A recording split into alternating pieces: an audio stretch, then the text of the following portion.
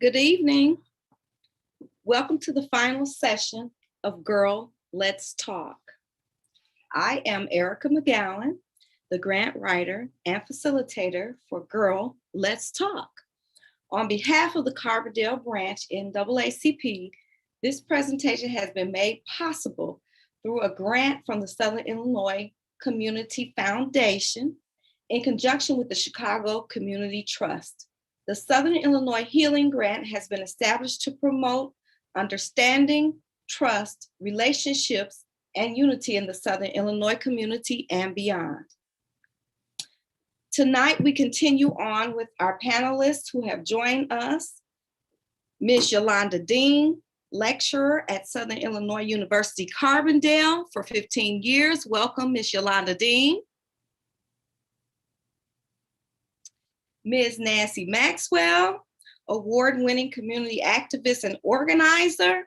Welcome, Ms. Maxwell. Ms. Alessandra Nicholson, founder of Candre Institute of Sterile Processing in the healthcare industry. Welcome, Alessandra. Tonight,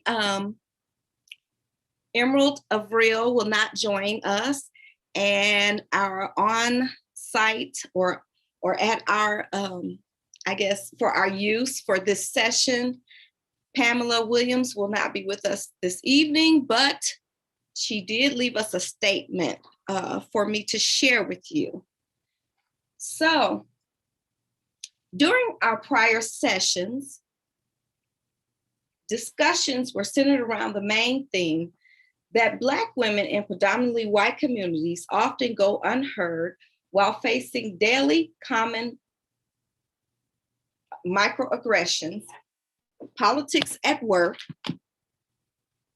classrooms, interactions while out in the world, and many other instances that fuel the issue of race and gender. Efforts and rights are many times overlooked. Black women personally do not have to be validated by society, but certainly must be heard and taken seriously. Because of these things, Black women have been forced to carve out a place for themselves and to create their own spaces. Black women are creators, thinkers, doers. Much like Shaka Khan's 1978 hit, "Give it to the Black woman and it will be done," because she is every woman. Okay. Bear with me as this is not entirely natural for me to do this, but breaking out and doing something new. So tonight we're ending Girl, Let's Talk. This is our final session for the series. So now we're going to talk about the road that lies ahead. So this evening's sessions are overcoming, how did it make you feel, and affirmations, free your mind. To begin, overcoming, how did it make you feel? Everyone doesn't know her, but Jill Scott asked this very question in her song. Some of her lyrics suggest that if the world were without Black women, what would it be like? Although she was speaking to Black men, this is applicable to our world. She sings, "Tell me how you'd feel if I was gone. Tell me how you'd feel. What if I was gone forever? No mama, no daughter, no sister friends. Tell me, my brother, what would become of you then? What if, poof, every Black female in the world disappeared? Your man-child left unattended, lost without no one behind the steering wheel. Tell me, how that make you feel?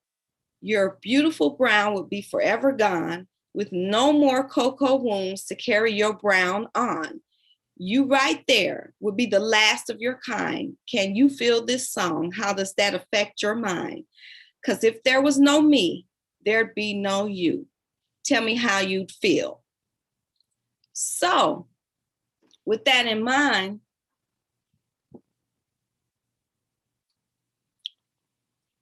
what is the validity in the thought of something contained in those lyrics that speak to the lives of many Black women?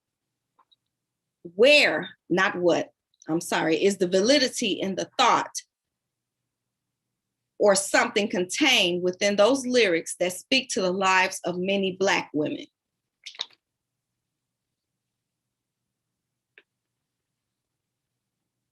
Any one of you may answer.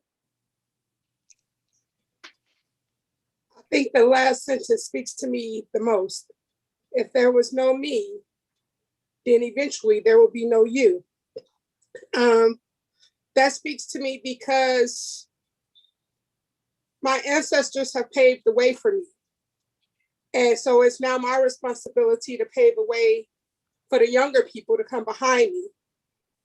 How do I do that? By communicating, by talking. Silence, in my eyes, is what's keeping us from taking our rightful place. You know, they told us, oh, it's impolite to talk about how much someone makes or what they get paid. And it's like, no, because that's how you end up paying me less. We're going to talk about what people get paid and how they get paid so that I can get paid my fair share, and things of that nature. Okay. Anyone else? Where's the validity in the thought? I would. Okay, go ahead. I would agree with what Yolanda said. That it's that single sentence of, "Where would you be if not for me?"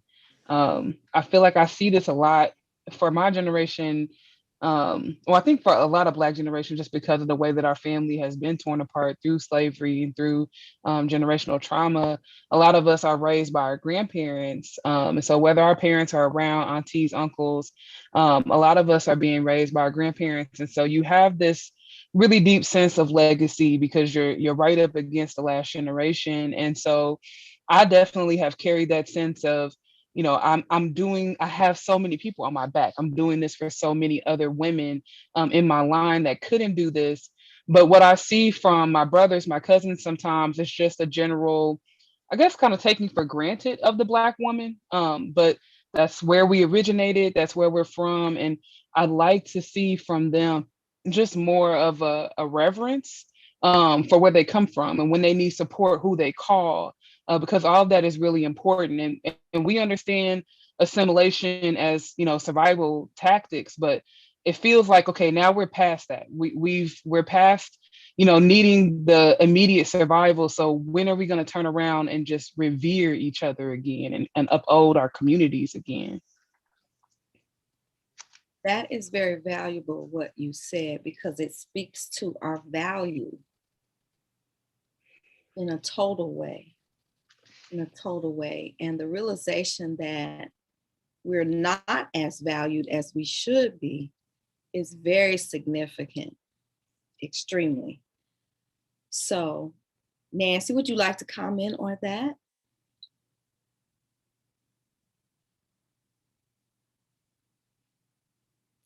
Okay, so from the historical perspective that we discussed during the first session, with Sojourner Truth as the lead with her famous question, "Ain't I a woman?" Is this question today as equally as important as it was back then?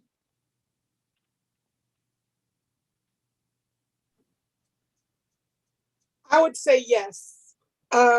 Even because yesterday, all weekend, we've had the news media trying to put women in a box.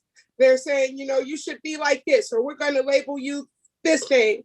You know, we talked about the other day, the lady changed her hair color, so they wanted to call her ghetto. It's like, who are you to make the rules to govern somebody else's life? At the end of the day, a woman is a woman, regardless of what choices she makes for herself. That's the message I would like to put out there. Okay. So I think it's a valid question. I think it's one that we could definitely talk about unity on, because women across races are facing this when we're talking about misogyny and living in a patriarchal society. Yeah. Some of what comes up is these labels on women. And so I'm thinking about Britney Spears right now as a sister. Because what I see her going through, I think, is exactly what we see Black women go through every day, where people are invalidating your experience. People are telling you that you're manic or you're crazy, or you're angry, and they're using that as a opportunity to weaponize that against you. By the girl talked about being drugged, having all these different experiences of people that are taking money from her, and the entire time that she's talking, all I could hear in her voice was the same level of pain of just being completely disrespected and completely not believed. And it made me think a lot about what Pam said last time, which is when victims come forward, or no, excuse me, it was Nancy. When victims come forward, that the best thing that you can do and offer them is just to say, I believe you, and validate them. And women deserve to be validated. All women deserve to be validated. And having this experience of people labeling us in a negative way in order to discredit us, it absolutely has to stop. Thank you, Alessandra. Thank you. How can we work to make sure that this is understood, or more so that we are understood? What can we do? Well, I think I piggyback off of what Yolanda said, that now is our time to speak. Where we have been, as women, as Black women especially, we've been trained to be docile and subservient and not voice our opinions and just go along to get along. That needs to leave us completely. But also, I think that means that you have to do some introspective work. And of course, we're having this conversation about unity, so we want to see our white female partners do that introspective work. But Black women need to do it as well. Everyone needs to do it, because if you're not aware of where your biases, your triggers lie, you will find yourself being the oppressor of someone else. And that's where these layers of systemic racism come from, is us trying to oppress each other to make sure that we stay in a comfortable space. So you really have to dig deep and find out, what biases are you holding about the person next to you? All right. Yolanda, you look like you wanted to say something. I always do. I was just going to say, tonight is our last night together. But what's stopping other people from duplicating this platform? Get a group of women together, and once a week you guys get together and talk. Once a month, pick a topic. These conversations are important, and they need to be had, and they need to be had by many. Thank you. Nancy, do you have anything to say about that? The original question is, from the historical perspective that we discussed during the first session, with Sojourner Truth as the lead with her famous question, ain't I a woman? The question today is, are we recognizing our value and our importance, and how can we work to make sure that this is understood, or that we are understood? I kind of agree with both Yolanda and Alessandra. One, definitely we got to speak up. That's definite. I feel like I've been, my voice has been muffled and silent for so long. Okay. And I feel like George Floyd opened the door. That incident opened the door. Okay. And it made it more comfortable to speak out about different incidents, like at work and at home and in public. It makes me feel okay to tell somebody, "Ooh, stop. This is a teachable moment. Let me teach you this. This is not how you say. You're assaulting me when you say this. You're assaulting me when you touch my hair without asking me." So I think now is the time that we do need to come together some more. Again, we need to back away from the slavery mentality that we inherited, and like the crabs in the barrel, we in the bucket. We, instead of when you get to the top, you just get out and say, "Oh well, I'm sorry, you didn't make it out." instead of reaching over and say, hey, let me help you. And when I help you, you need to reach back and help the next person. We just need more togetherness and less not togetherness, less not against one another. It's almost like the house slaves and the field slaves. Mhm. You know, there was a difference between them, and there was animosity between the people that got to be in the house versus the people that got to be out in the fields. We don't actually have that set up anymore. But some people, you can make look that they're kind of like in the fields maybe, but this is my opportunity now to open the door and let you in the house. You can come on in the house and be comfortable like I am. So I always try to reach out to some young female, um, or females, or even the males, and try to help them. I want everybody in the house. And please don't take that example wrong. We don't want to be in the slave house. No, no. So speaking up, speaking out, more social interaction, mentoring, those are good starts. So although there are differences, we are all human, as you all have been saying over the past 3 nights. We have shared experiences that we discussed during our second session. What can be done? And you all are kind of answering some of the things as you're talking that I have in line for you to discuss. But what can be done to promote unity in our communities through cultural diversity? And do you feel you have a role in making this viable? So how can we do this?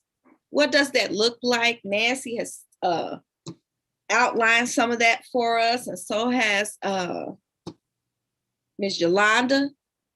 But looking just a little bit deeper, what would that look like?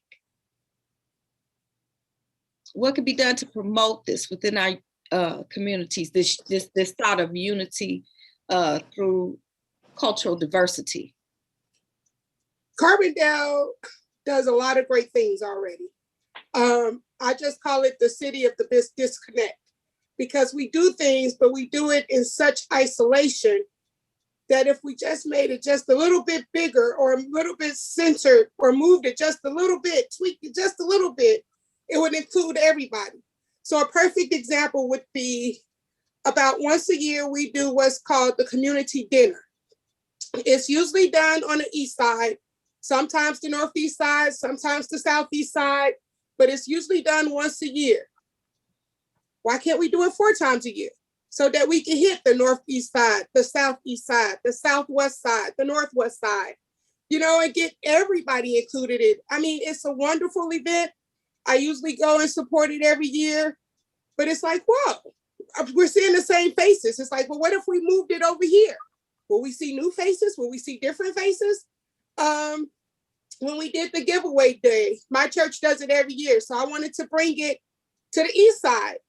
And it was a nice event. It was a lot of work, but it was a nice event. And everybody got involved that was on the east side of Carbondale.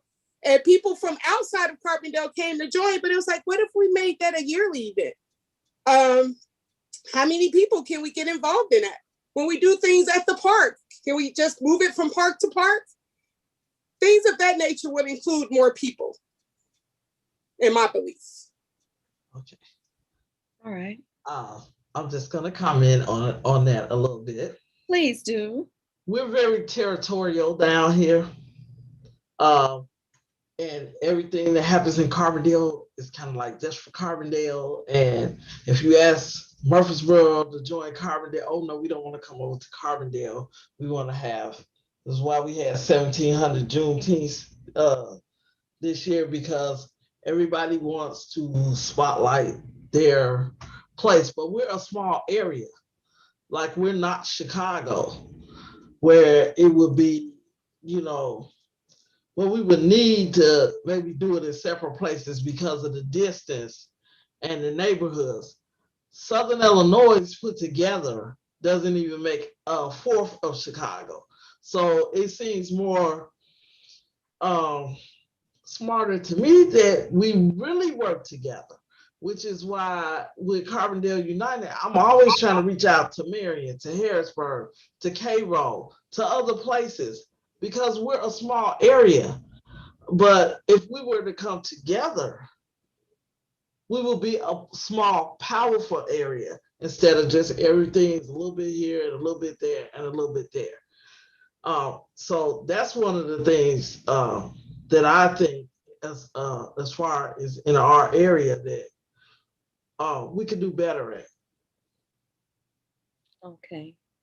So I wanted to add from an employer standpoint and from the city standpoint, I'd like to see the city of Carbondale and some of the major employers do a little more to recognize the Black community, especially within the East Side, but as employees, like SIU and SIH being some of the top employers for the region.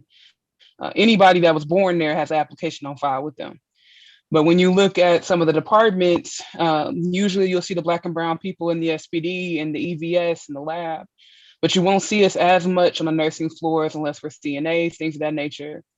So I'd like to see SIH, SIU, the city of Carbondale do more to tangibly include the Black community, different ways of lifting up entrepreneurs, training on financial literacy, coming to the neighborhoods, joining with the groups that are already there and that are familiar, giving them a platform, giving them discounts on spaces so that they can really close the gap in generational wealth building within the city limits. Because my family, especially is a great example. My mom, my aunties work in the kitchens at SIU and at SIH.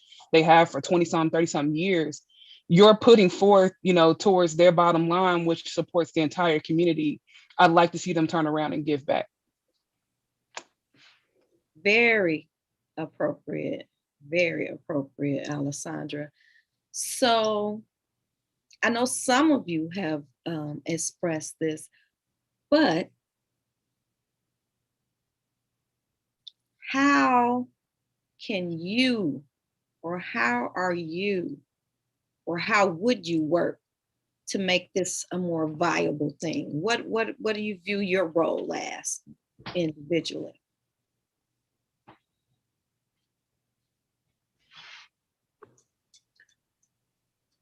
I see my role as first and foremost towards my community. So doing things like putting together the certification program to help train other Black and brown folks to come into this space. But I also see my role as being just a visible spot of light, if you will, in these predominantly white spaces, because it gives an opportunity for them not to erase us yet again, because I'm here and I'm at your boardroom table. So we're going to have talks, we're going to have conversations, and you're going to have an opportunity to see a Black person thriving in a way that may or may not make too much sense to you, because I'm not coming from the same background. So sometimes, especially as a millennial, I'm usually, my peers are older than I am. And so when they're talking about their children who are the same ages as me. And they'll describe some of their circumstances, like, that they had a nest egg when they left home, and they had their college paid for, and they had a car and all these things. And I just kind of go, well, that's nice. But I can't relate. And so for me at this point, I want to use whatever platform I can so that Black girls like myself don't see that they have a disadvantage. There's just a barrier in front of you, and it can be removed because you do have what it takes. Anyone else? I was just going to say that my role in the next step is doing what I'm already doing, making the connections, making myself available to participate in community events that better my community, and things of that nature. Thank you. Nancy? Basically, she kind of took what I was going to say. It's all relevant, so yes. But it is, I feel like, basically what I'm doing. Yes, it is exactly what you're doing. Trying to make things happen. I have a vision for seeing things change, for seeing us being on a more equal platform. Nancy, Where do you think that motivation comes from? The motivation that I have.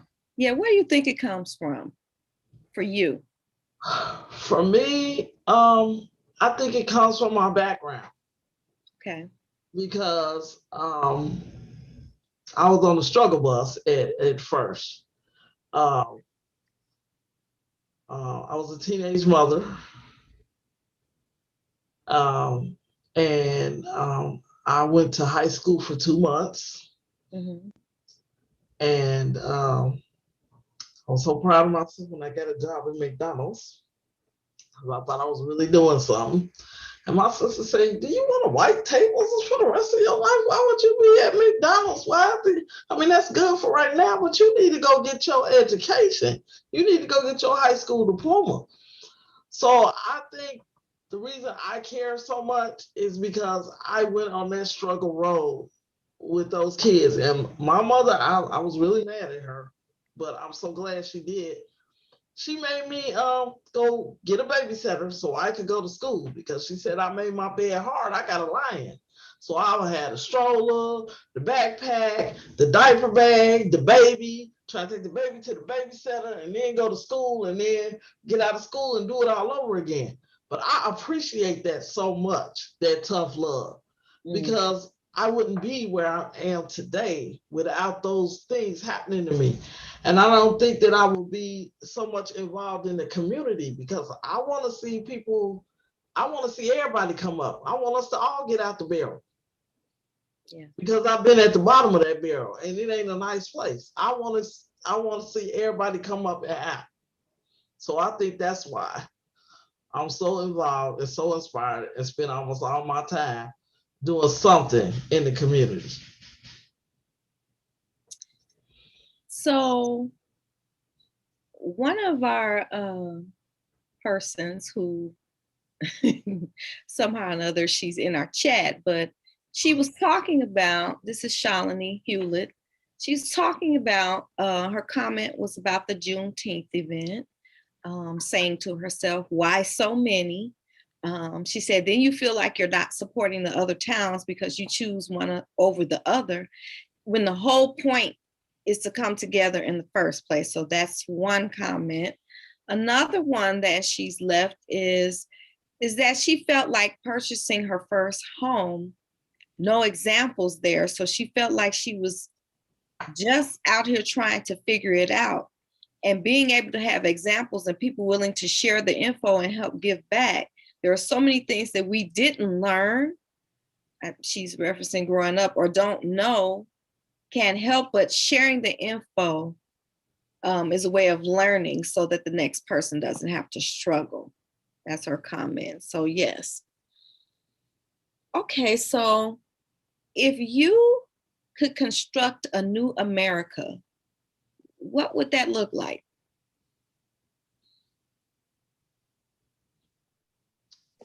Well, it'd be no Republicans. I'm sorry. Oh, oh my goodness. No. Well, I mean, barring that, we're all humans, you know, and so we're going to have differing opinions. So no, what they do is pass their opinion. I'm sorry. Okay. You'll have to keep that 100. So if you're a Republican and you're offended, yeah, I feel you. Maybe you need to take a look in the mirror. But okay, what would your new America look like? It would definitely have a real democracy. It would definitely, I feel like some of the programs that they started in the Black community, like housing and welfare and everything, it didn't do what it was originally supposed to do. You know, you were supposed to be there temporarily and then you got a job and then you got a better house. And that didn't exactly happen. Mm-hmm. So I would want to try to turn all of that around. Like I would want to see those examples that the young lady said about how we can buy houses. That's why on Carbondale United, we did a thing with Tamiko Mueller, who's a real estate agent here. about how to buy a house, because you spend so much more money renting than you do buying. Yeah. But I think because my trip at the bottom of the barrel, I didn't think I could get certain things. And I was just thinking about this today. Like, I rode in a car that didn't have no heat, no air conditioning or nothing, 50 miles a day, because in my mind, this is the best that I could do. And I look at now, like, I done went out and got a car. I done went out and got a house. Like, I done done things. These are things I could have done all along, but somewhere in my mindset, I didn't feel like I could do it. My new America, everybody already know they can do it. They can have everything that they want. There's no impossible. There's everything is a possibility that it can happen. That's how I would like to see my new America. So no dreams deferred. No dreams deferred here. No dreams deferred anyway. Okay. You need to turn your dream into a reality, and from a reality into a goal. And then you need to make it happen. I mean, we see people that come from way further in the bottom of the barrel than I was, and be millionaires. You know, that somebody taught them. The Edison story. I don't know how true it is, but it shows inspiring. The Thomas Edison, I think it was Edison, and he went to school, and his mom, she got a note from the school saying that he was just impossible to teach and he was dumb and blah, blah, blah, blah, blah. So when she got the note, she told him, they said, "Oh, you're so smart. You're so smart, we're going to take you out of this school and we're going to put you in another school." She kept that positivity going in his mind till he believed it. And he believed that he was super smart and everything. And then, that he became a scientist. And then, well, he didn't invent the light bulb, but he helped. So I think the positivity and good examples and people coming back and reaching out to the community when you make that success, if you from this area, you know how this area is. It's been like this for the last 30, 40 years and probably before then.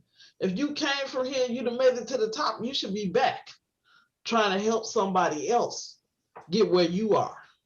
So that's what my new America will look like. Thank you. My other panelists, do you see that same thing, that same vision? Mine is a little different. Okay. I will keep the Republican people. Okay. And it's not too much I will change, because the more you change, the more other things will have to change, just because I believe in cause and effect. However, some of the rules that I would change would be, for example, we can't keep good doctors in Southern Illinois. And I was told basically the reason was they get their educational loans paid off if they spend so many years in Southern Illinois. Well, then when those years are up, they leave. And so then we start over with a whole new brand, bunch of doctors that just graduated because they come here to get their loans paid off and then they leave us. And so it's like, well, maybe if we made that time 20 years or 30 years, maybe then they'll become invested in this community and they'll stay. The same thing with our educators, if we made rules where they have to live in the area in which they teach, then they'd be more invested in their school and their students. And then maybe we will have, smarter students. They will know more. They will learn more because, hey, the math teacher lives right down the street or around the corner. Okay. Things like that is what I would love to see. I love that our police officers have to live within this jurisdiction. You're aware that that's a real point of contention also. That I know, but that's what I want to see in my America. No, I'm saying not so much from our standpoint, but yes, it is a major point of contention in that they're coming from the outside to get the job here to teach. Yes, that's a big contention within the community as far as our Black and brown students. So yes. now, recently the high school has, they're going to allow those teachers that are coming from the outside to bring their children to be educated at the high school without having to pay what you would normally pay if you were outside the school district. So another point of contention, but that's another conversation. But Alessandra, your New America, do you have anything to add to that? To add, yes. I think for me, I agree with a lot of the points that Yolanda and Nancy said.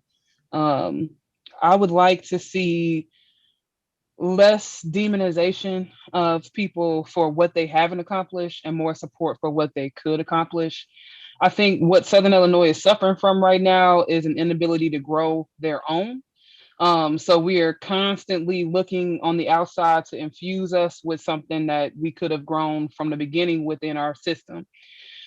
We've had Head Start, we've had SIU, we've had SIH almost through the entirety of this community building as far as the generations that are living today. There's no good reason that I can come up with why those partnerships haven't already been made.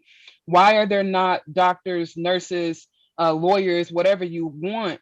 Why are they not being born out of CCHS? Why are they not graduating through the N95 system and coming all the way through SIU and graduating from their area? Because truth be told, for most of these people that are traveling around, myself included, you left to get a better opportunity for money.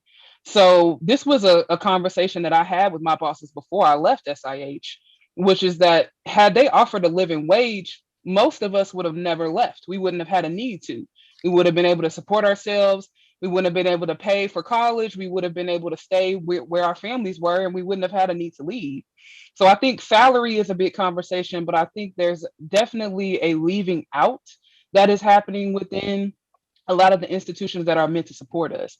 And then beyond that, I'd like to see for like the American dream, for us to get a little more concrete about what's really going on here. Because I don't think it's an accident that our schools don't teach taxes, they don't teach home buying. They barely are teaching basic math at this point without like special diagrams that I truly do not understand. People, like Shalini was saying, people don't know how to make LLCs, how to buy houses, what capital gains are, what long-term investment vehicles are. That's a shame. Our community should have enough resources to share that information. And what we find is that we know what it takes to make a good person. If you go onto the west side of Carbondale, and I really want to point this out because I think it's important for us to talk about our community, but if I drive to the west side of Carbondale, there's spaces between the homes. The homes are large enough for families. There's a pool center, there's a life center, there's martial arts, there's all these different opportunities for me to express my individual passions and then come home in a nice manicured area. When you come onto the east side of Carbondale, it's more congested.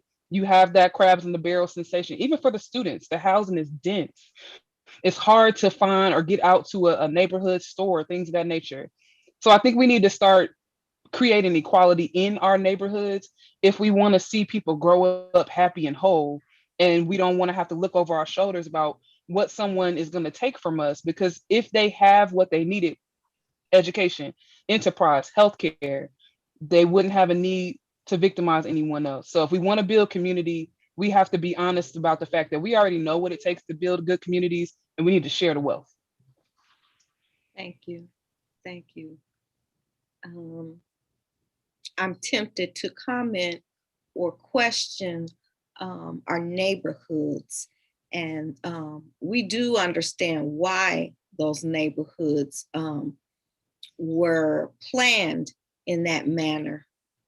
But now that, and there will be an argument, now that there are many opportunities and examples all around us, what do you think prohibits us really in those areas from excelling, from, having pride, from taking care of property and doing the things that, is it because they just weren't taught this, or where do you think that comes from?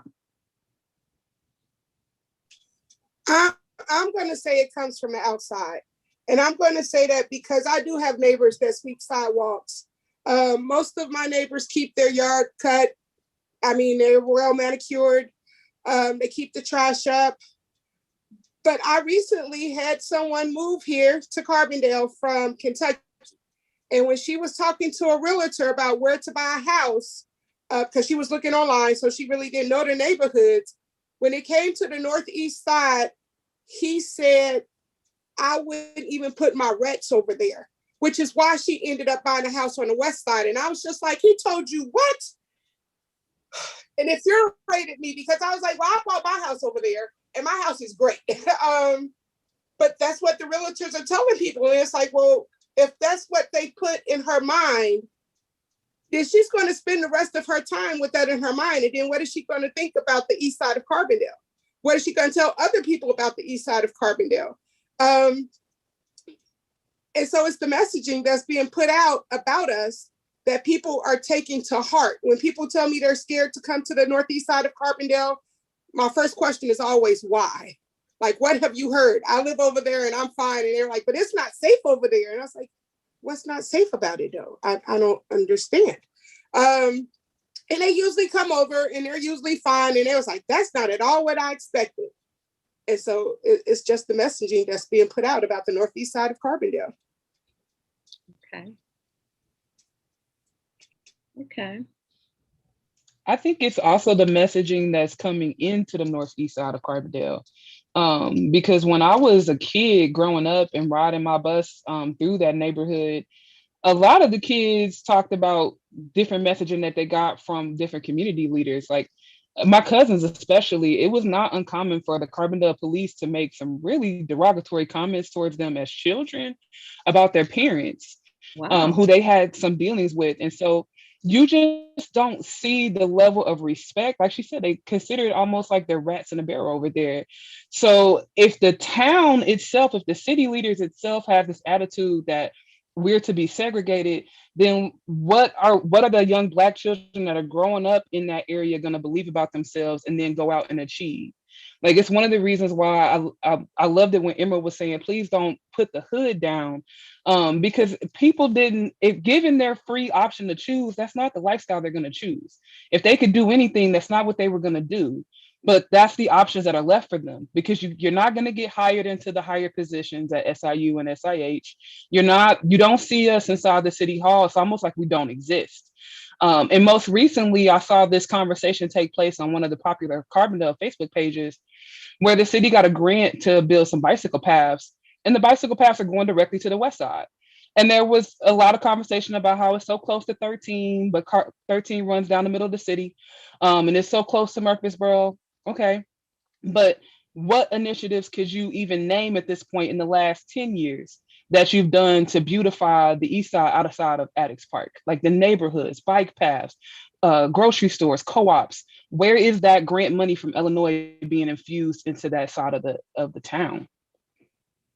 So in our new America, obviously, if we are, or since we are talking about promoting unity, we wouldn't be segregated, right? And so those things that are going on over there would not be taking place. And so what you just described, I'm wondering, is there a way for a coming together to push for a revitalization of that area over there?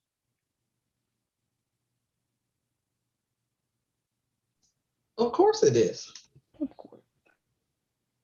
Okay. Of course it is. With everything, we need to actually speak up and not be quiet. That area, I see they put a dog park, bicycle, path or whatever. But yeah, the biggest thing that may help the community, which will be the Irma Hayes Center, I haven't seen anybody come over there and say, hey, let's tear this down, let's build a new one, let's do something for this community. Let's do something to the housing over there because it looks like it needs to be in better shape or taken care of. Why not have somebody come in and teach a class about how to get housing? Why not offer some kind of way for you to be a first-time buyer and get into a house? Why not help that community as a whole to thrive? We can ask for it. You have not because you ask not. We can ask for that. Okay. We can And volunteer. I want to disagree just slightly with what Nancy is saying. I don't think it's that we haven't asked. I think it's that we routinely are ignored and or we're routinely handed a mediocre result. I say that because my auntie actually did participate in one of the Carbondale first time homebuyer programs. And I think what it lacked, or I think what it had was this kind of white savior complex where it's I'm going to come in and I'm going to bring you what you need. And what happens when you do that is you miss all the cultural sensitivities. And it's not something that you intended to do, but it's something that's going to happen. And so one of the things that happened with this program for her was that she participated in it. She bought her a beautiful home, beautiful, nice area. And through a lack of cultural sensitivity, which was the city wanted only one person which was the home buyer to have a mailing address there. And my auntie actually was taking care of multiple people, like black families do, because we can't afford to outsource care, nor do some of us want to. So she was taking care of her mother, she was taking care of her aunt, and because they were receiving mail at that address, the mortgage lender actually restarted her mortgage over to zero. So despite the fact that she had been paying mortgage for many, many years through this Carbondale homebuyer program, her mortgage got reset to zero. She lost all of her equity. Wow. So we have this program that on its face looked like it was meant to liberate and educate and give an opportunity, but it's actually now snatched even more generational wealth away from our family because what she was able to put into it through her job in 20 years at SIH, she just lost. And she doesn't even know where to turn to. What lawyer in the city can she go to? Who's going to hear that and completely understand it? Because it makes perfect sense that a family member is taking care of multiple family members. But who's going to help her? Where does she go? Wow. That's She could put in a complaint to NAACP. criminal. Yeah. That is criminal. That is so terrible. Wow. well, I was going to tell you, a lot of what they do is criminal, but they get away with it because we're usually so embarrassed and so ashamed that we don't talk about it. That's why it's like we need to talk. The more we talk, the more things change. One of the reasons that they do diversity training at the police station, and I'm, it happened, and I was like, Mama, do something. But when I first came to Carbondale, the police officer pulled me over. And his first question to me was, how does someone like you afford a vehicle like this? Ooh. What? And I didn't know how to respond to him. I was looking at him like he had completely lost his mind. I have to cut in and say, I'm so shocked because they maintain that they've never had any of these kind of issues and problems. But go ahead. Well, when I first came here, it was 1994. And so my response to him was, both my parents work. What do you mean? They bought this car for me so I could come to school. But, I called my mom because I was hurt. I was upset. And I was just like, he didn't give me a ticket. He didn't give me a warning. He didn't even tell me why he pulled me over. That was his one and only question. And I was just like, what was that even about? He said, someone like you afford a vehicle like this. And I don't want you to think it was a fancy vehicle. It was just a brand new Geo tractor because that's what I said I wanted. So that's what my parents gave me to come to SIU. And I was just like, oh, so this is what Carbondale is. Okay. But her first response to me was, go make a police report. And I was like, okay. It was just like, well, we have to talk about this. And I mean, I don't want you to think that was the only incident, but finally, when we got a lawyer involved, it was like, now I know half the police, I know half the people that work there. And every time I see a new face, I'm like, you're new. Who are you? And I tell them who I am. And it's like, if you know who the people are in your community that you're supposed to be protecting and serving, then we won't have issues like that come up. And so I love that we have the trainings going on, and that they have to do the trainings, and that they're getting out into the communities more, and they're doing coffee with a cop and all of that good stuff. But I remember why we needed all that good stuff. Wow. Okay. So I think we've really discussed the next question, which is like really the next to last question, which was, how can we use this moment to build real and sustainable change? I kind of feel like we've discussed that. Would you agree or no? Yes, we have to keep talking. Okay. Okay, so. I did want to say something. Talking is good, action is better. Talking is good, action is better. Certainly. Certainly. So, I feel like, Alexandra, that you need to put in a complaint. Your aunt needs to put in a complaint with NAACP. And also, we had a Soul Ill Unity Coalition that looks at different things to try to help out with. We're trying to help a parent right now that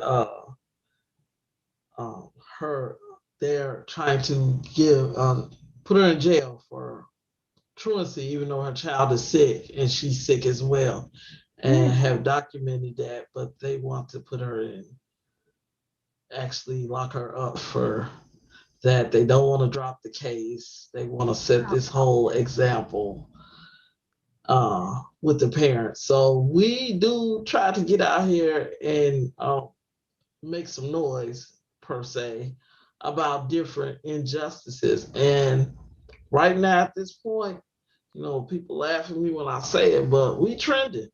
So while we trending, we need to use this opportunity to not only speak up, but put some action behind it.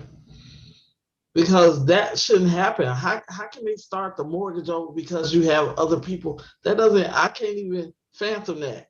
Well, you're telling someone just because they use the services to buy their first home, that they're not allowed to govern their home how they would like when they're paying for their home. Yes. Which I would argue that was set like that for a reason. Yes. And so yes, it's how the viewing of us and whatever they think we are. So yeah.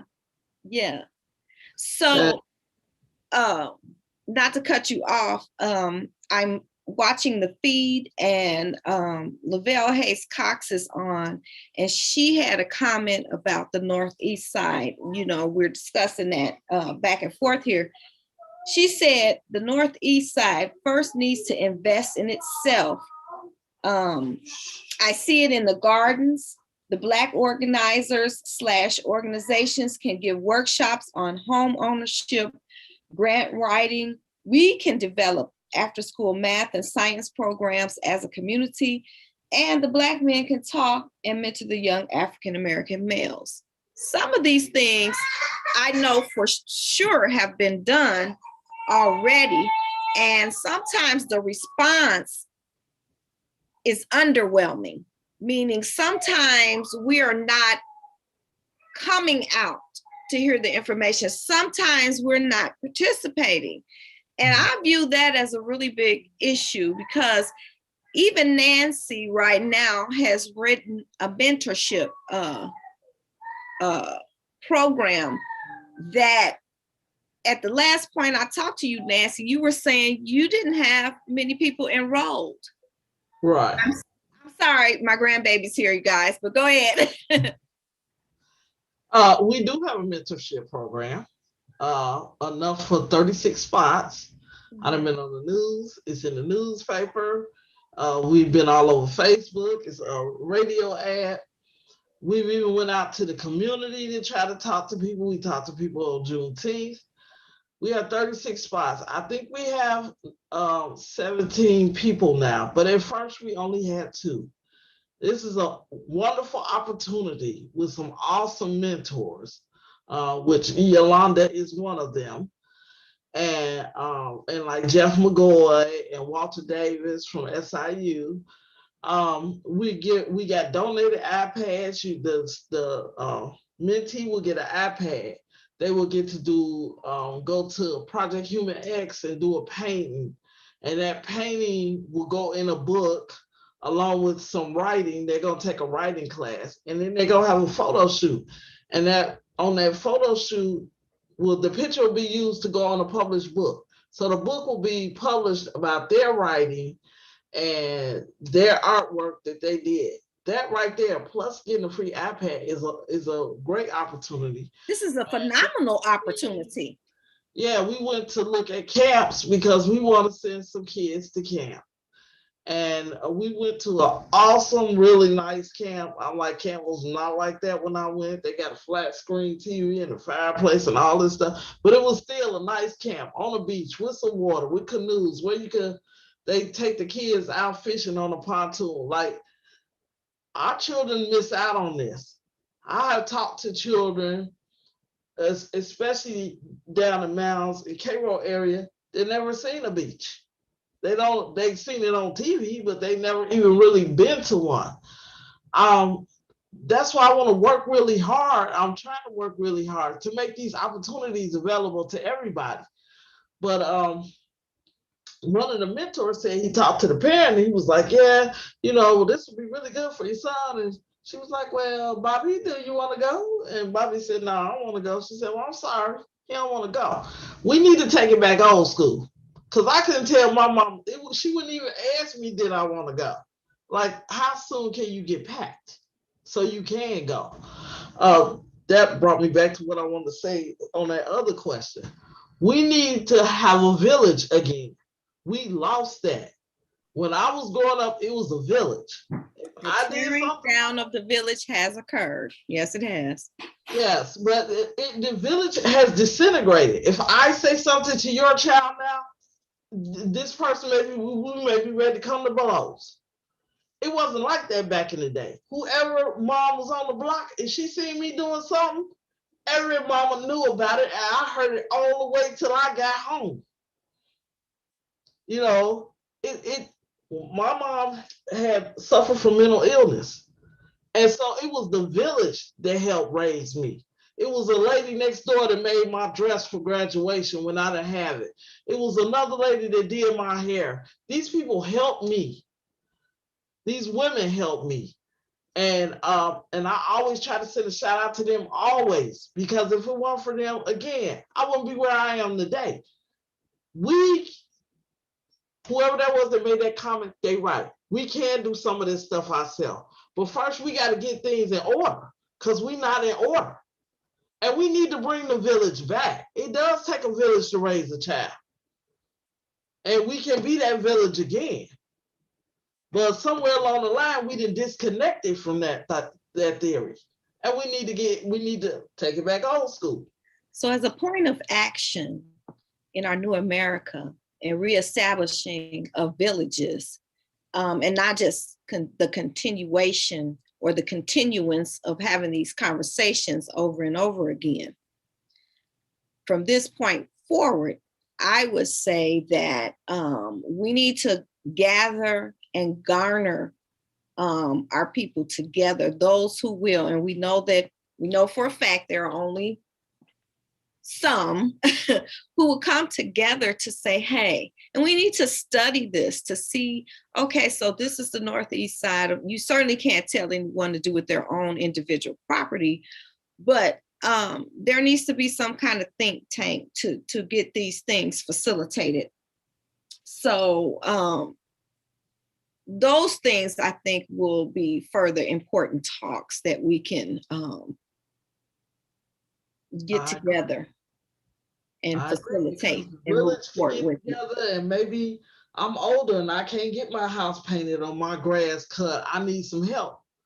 But if we had that kind of, that village, that group together, somebody can come over there and help me and have my house looking nice again, because maybe I can't do it. Maybe I'm disabled or whatever the reason is. If we did that, we could start making the Northeast side look better. We can help people. And we most definitely, we ain't gave up on Irma Hayes. Either that's going to be the building or it's going to have to go somewhere else. But something has to happen with that.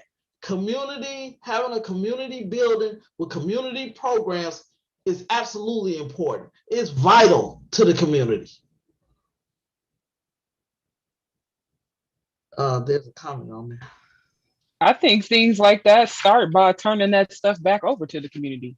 Irma C. Hayes was my great grandmother, but my family doesn't actually have any title or rights to that building.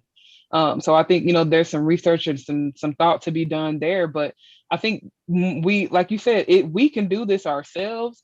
We just need the resources. We just need the opportunities.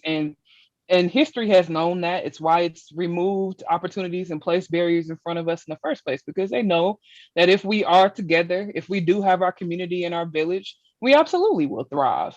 And I don't think a new America means that all of the cultures are blended. I think it looks similar to how cities look right now, where you go into certain areas of the city and that's Little Italy, or that's Chinatown, whatever the case may be. That's their area where their families live and they grow up, but that doesn't mean that they're not, dealing with the rest of the city or has any type of vested interest in the rest of the city. So I'd like to see that. I'd like to see Black people in Southern Illinois given the opportunity to enterprise. Things like small startups, like food trucks. Why is it so difficult to have a food truck in Carbondale? Why is it so difficult to do a small business startup in Carbondale? And even if they want to maintain those high taxes and fees, could we have some type of reciprocity system or some type of, I hate to use the word reparation because I know it make people fall out their skin, but maybe the city has something to where if you are a Carbondale resident for the last, 5 years or 10 years, you get a certain discount on city taxes or things like that to do property, to own property or something, some way that they take away some of the barriers. Because I think the northeast side of Carbondale, obviously we're going to enterprise, we're going to do what we have to do. Like for me, I'm definitely bringing my program back. We talked about that. I want to bring my certification program to Carbondale, and I want the first students through there to be folks from the Northeast side. And it's not that I don't want anyone else, obviously, as a business owner, but I want to make sure that we get to go first. And I think that's what equity is at this point, is for those of us that had to go last, can y'all please step aside so that we have an opportunity to go first? That was deep. And that's the truth. There you go, right there. That's why I say we trending now. It's our turn to be on the stage. Let us be on the stage and let us do something. I probably can really offer you some help with what you're trying to do. So we really need to conversate after this thing, after the video. But that's exactly it right there. Is exactly what we have to do. Erica, you muted. One of the comments from, thank you, Shalini Hewlett, is that some people don't know about the different resources or opportunities for central location, like the Irma C. Hayes, offering different resources or showing us where to go to get that help that we need. So this is her comment in conjunction with what we're discussing. So that's kind of why I asked the question about the new America, because I wanted to see where, what thoughts would come forward, because I already, was aware of the state of Carbondale to a certain extent. But I always stop to wonder, how can we get these things facilitated and why don't they come together? Because efforts have been made. That's why I mentioned your mentoring program, Nancy. And so, it is my hope that, some unity can be established or reestablished, I should say, in that area. I think another way that Carbondale area can build unity is by removing nepotism from some of its major businesses. When you have an environment where the only way that you can get into a good job is if you know someone or you're someone's niece, nephew, brother, friend, that creates a challenge if your community isn't included in that. So I saw that a lot in my career, which is common, right? Which is common, right? But when you have a area as small, like, I think it's Nancy that was saying, as small as Carbondale, we're not big, even if you add in the rest of the region. If I'm trying to get a job at SIH and the department that I work in, the manager is the mom of the supervisor and the auntie of the of the director, the likelihood of me being able to advance my career in that area is slim to none.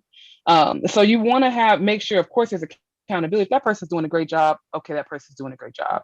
But what I often found was anytime you have family, it was an opportunity to kind of slack off, and there wasn't really an accountability measure there.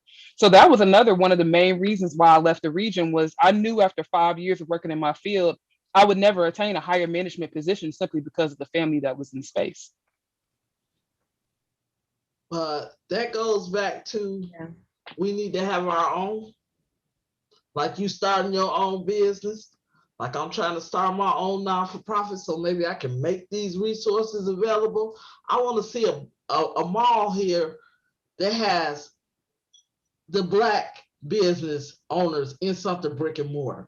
Do you know how hard it is to get a grant for a business without the brick and mortar? That's one of the things they ask for, which almost automatically eliminates us. And if it's not the brick and mortar, then it's the Gator number and the DUNS number and all these other certificates and the money it takes to do all this. So those are some of the reasons why, but we have to step up. We have to step up and start being the help that we need. It's plenty, just on this panel, it's plenty of educated people full of a bunch of resources that can be given out. But we just got to find a way to do this. We got to find a way to bring this all together. We got to do it ourselves, because if we're waiting on them, we'll be still waiting. All right. All right. So before we close tonight, are we, because the original intent of this is to address our white sisters. Today is the start, or should I say this whole discussion over the last 3 nights was really geared for us to have an open, it's like a discussion, sort of like an open letter. So if they're watching, so they could hear and understand who we are as a people and where we're coming from, the things that negatively affect us, so on and so forth. So in the spring, so from now until the spring, I'll be recruiting our sisters for a panel in the spring that will contain both of us.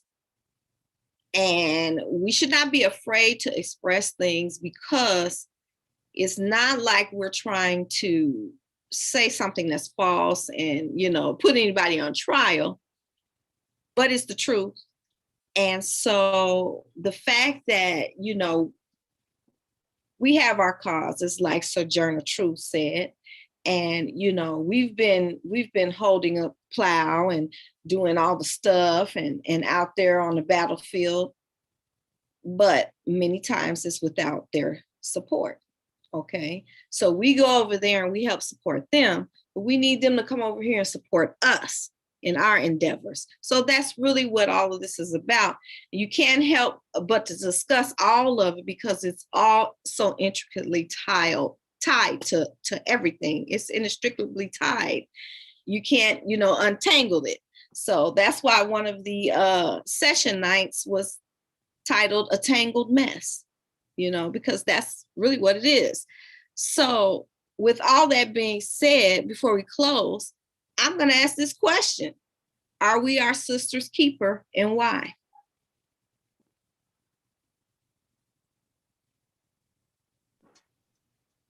I would say yes.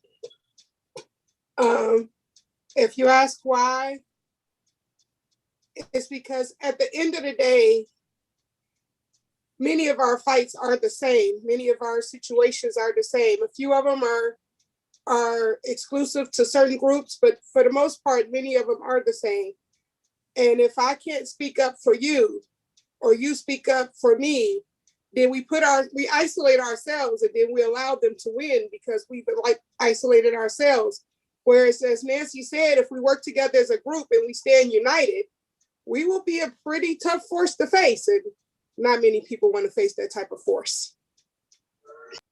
Remember the statement that from the other session, if I can remember it correctly, there's no rights for one group of women if there's not rights for all women. That's really what it comes down to.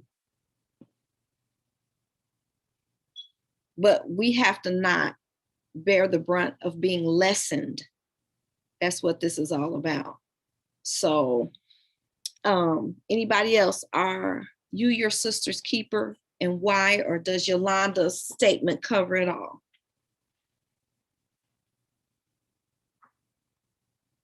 Okay, then I'm going to ask you to please. I'm definitely. Okay, Alessandra. Oh, Shalini has her hand. I think I'm definitely my sister's keeper. And I know that I am being kept by many Black women. Mm-hmm. So I definitely have a really tight-knit group of friends that supports me, that I can take anything to, and they will always counsel me. And I can definitely say without them, there would not be a me. So, I mean, at every rung, Black women are there. My grandmother helped to raise me, my mother. I had many teachers along the way, and then this friend group that I've developed now. And I do want to reiterate that as women, as a collective across all races, we really are only as strong as our weakest link. And in that scenario, that's Black women. And anything that we allow to be transgressed against the woman is going to be felt within the womanhood, the community. So if we're allowing, each other to be paid less, if we're allowing each other to be victimized, if we're victimizing each other by not believing each other when we come to each other with our stories, then we create a system in which there is no one to keep the sisters. But I think we are, and I think we have to be more across the lines. Thank you, Alessandra. Okay, so I'm going to ask each of you to share a positive affirmation that brings you peace, motivates you in some inherent or special way, or encourages you. Could be a quote, a saying, a scripture.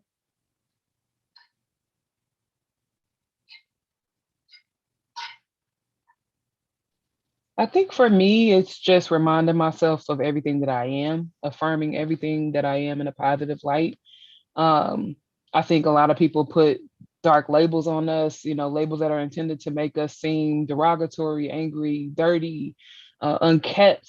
So I rebuke that, even when it's coming from the Black community, like the whole bonnet conversation right now. I get feisty about it because it sounds like to me another time where somebody's telling me that I'm less than because I showed up less than a certain type of demeanor. So I affirm myself that any way I show up is the perfect way for me to be. That's the way that God made me, and that's the way I'm going to continue to express myself. Okay. So her affirmation kind of went with my quote. And my quote says, "It is okay to give yourself permission to be a masterpiece and a work in progress at the same time, or simultaneously." Which means I'm good enough as I am, but yet I still have work to do. Don't we all? Okay, he ain't through with us yet, right? That's right. Nancy. Exactly.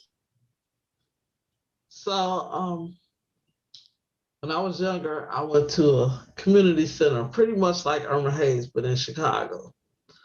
It was ran by a lady called Mary Mays. And she taught us this affirmation that we had to say it every day before you went to school and everything. But you know what? That has stuck with me over the years, and I still say it now. So we was taught to say, we are beautiful, intelligent, kind, and loving to each other. Our minds are growing and progressive. I think it's something else in positive ways. That that always stuck with me. Like we even got a page from that community where and people, that's the first thing they'll put on the page is the affirmation. The affirmation. So that is something that I think not only that's good for me, that's good for other people, especially for children to hear.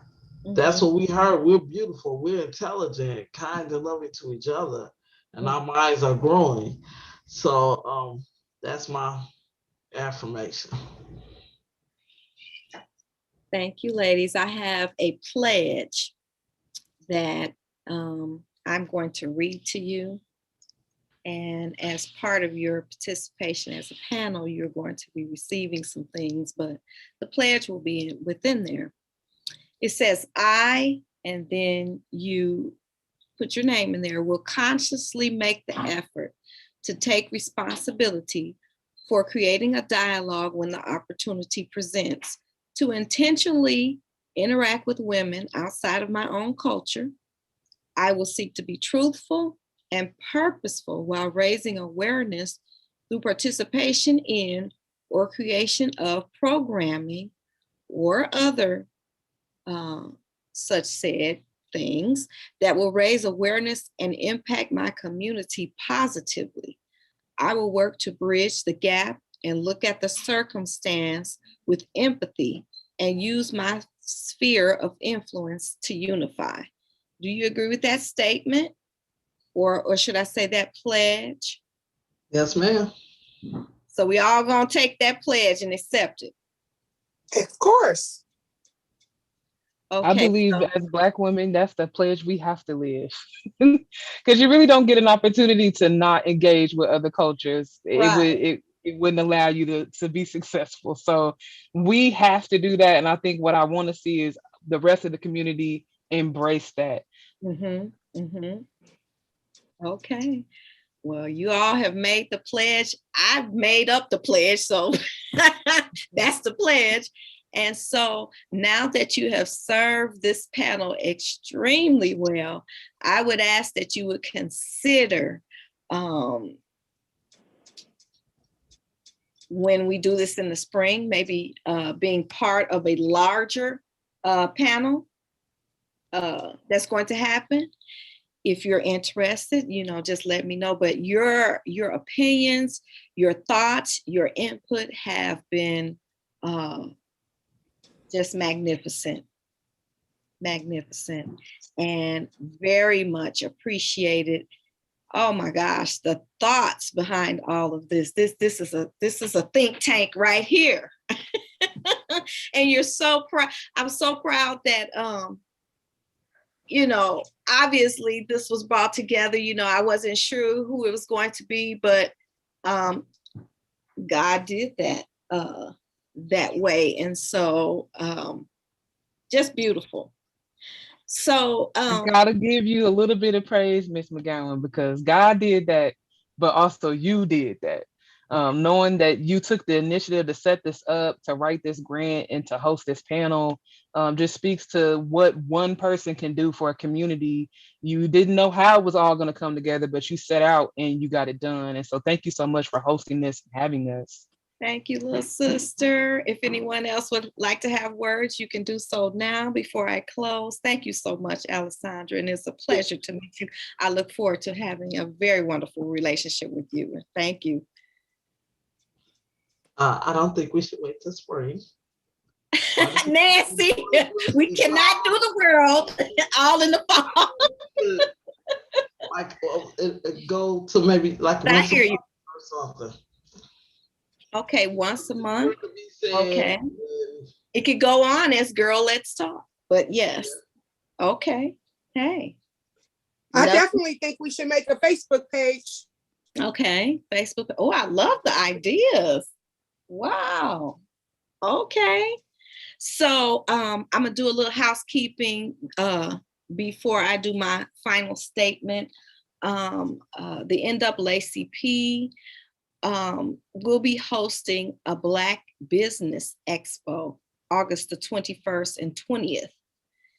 August is Black Business Month, and this is entitled the Black Excellence Business Expo. And so more information will be forthcoming this week regarding that. If any of you all have any announcements, right now would be the time to share.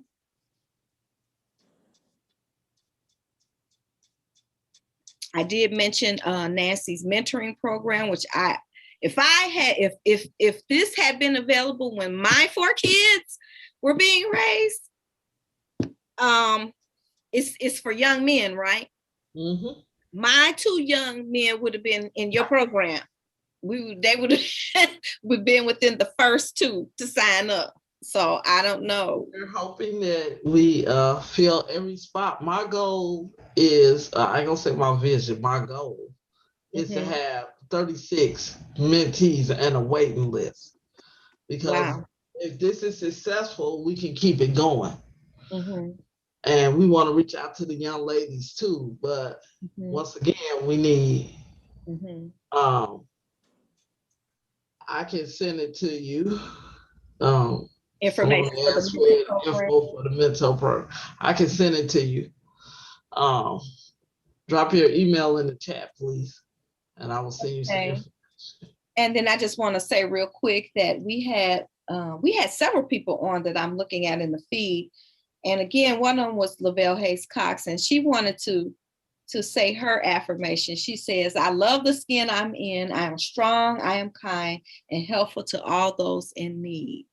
So, hey, couldn't be any better than that. That's what we're supposed to be about. You wanted something else? Go ahead. No, Jennifer put the information in about the mentor program. Okay. Thank you, Jennifer. Maybe we could put it within that feed somehow. I don't know. But Alessandra, please drop some information about your program and how soon. Yes. So how soon is going to depend on the good city of Carbondale and SIH. You're going to see how quickly I can get them secure things.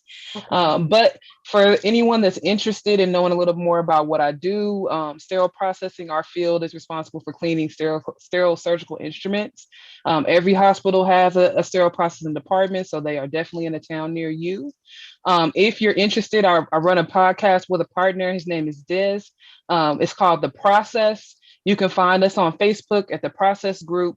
And if you're interested in knowing more about surgery, surgical services, how it impacts Black and Brown communities, what kind of jobs like reps, instrument reps, soft good reps that you could do, reach out to me on Facebook. It's the Condré Institute of Sterile Processing. You can also email me at condreinstitute@gmail.com. Thank you, little sister. And Miss Yolanda, do you have anything?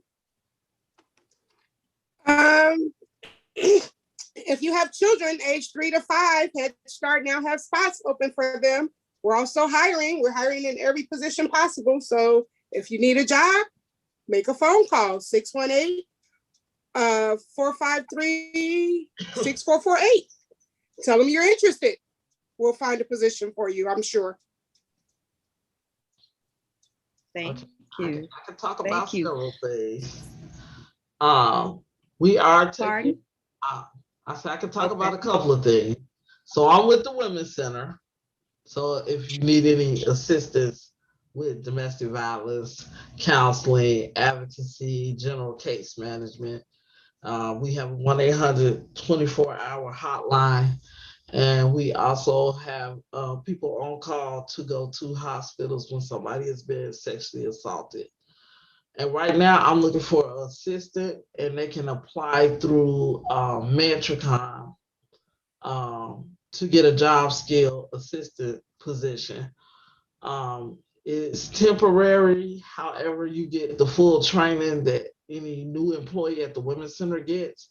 And if a position opens up, you will be rotated into that position if you do well with the training and have the mindset to be hired for that job. And also Carbondale United has many different things to offer. The mentorship program is just one of our events since the COVID. We've been doing virtual summits on a variety of different subjects. One of them being how to buy a new house, how to get a house, how to get financed. Every virtual summit that we have done is on Carbondale Library's YouTube page, and you can go back and look at those summits. There's one about stop the violence, there's one about employment. It's just a variety of subjects.